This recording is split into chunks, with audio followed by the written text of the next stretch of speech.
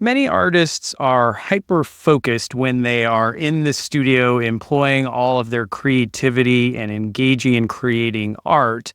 But when it comes to their art business, they're somewhat scattershot in their efforts. Make no mistake, if you are trying to sell your artwork, you are a small business owner. And I want to suggest that if you can become more focused and efficient in your art business, you're going to see that business grow.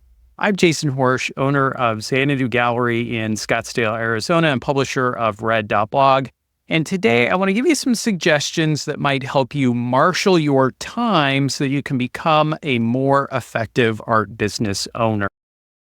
In the early stages of an artist's career, it's natural that most of your time and effort is going to go into creating artwork. You want to be improving the quality and the consistency of your art. You're needing to get together a group of art that you can start to show and share.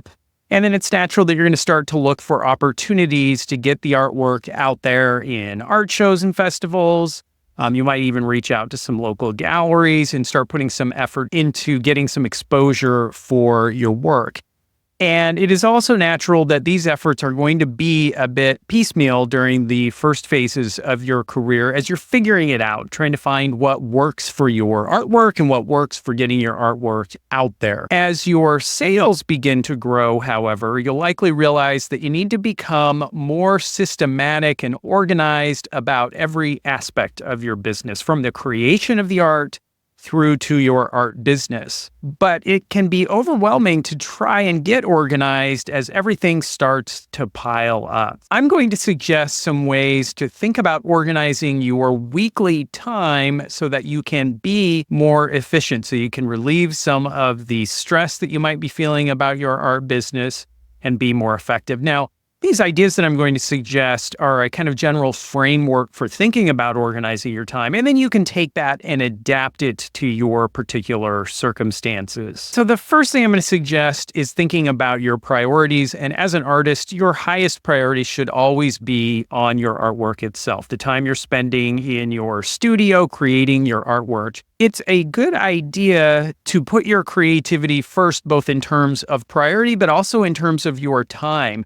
And if you can get into the studio first thing in your day, or if you've got multiple careers going at the time, first thing during your art dedicated time, you're going to find that that's going to give you the most energy to focus on creating your artwork.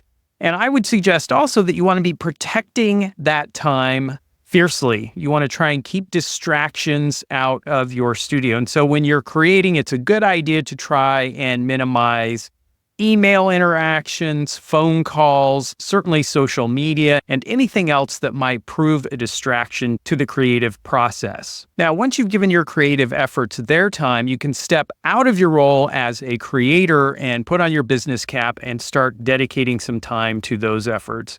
And if we think about everything that you can and need to be doing in your art business, we can see that it's a fairly long list. You've got email communication that needs to happen. You have accounting that needs to occur, ordering supplies, show planning, your outreach to galleries, managing your email list and creating newsletters, your social media promotional efforts. The list goes on and on and on.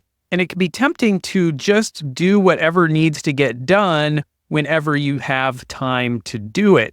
But the problem with that kind of approach is that you end up reacting to situations rather than taking a proactive control of your time and efforts.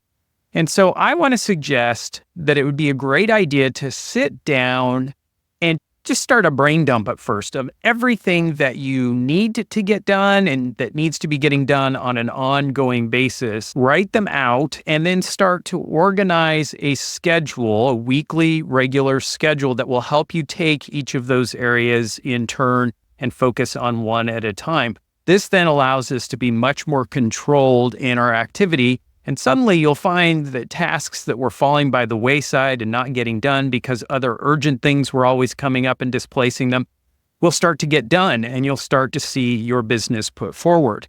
And so I would suggest that you work towards creating an ideal week schedule. This is an idea that's pretty popular among time management types and productivity gurus. You can find a lot of samples of this, but it can be very simple. You just take each day of the week, carve out your creative time, and then set specific areas of your art business that you want to be working on each of the days of the week. And again, you can be flexible and figure out what works best with your schedule. I would also suggest that it's a good idea to find a task management and calendaring system that works well for you. I happen to like using Todoist, but there are a lot of other task management apps available.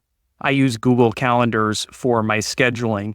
And then you have a place you can always go when you need to figure out what needs to be done and when it needs to be done. I'll have more to say about goal setting and setting priorities in future videos, but I want to suggest today that we can begin taking control of our art business destiny by starting to work on these simple time management techniques and strategizing and prioritizing our time to its best effect.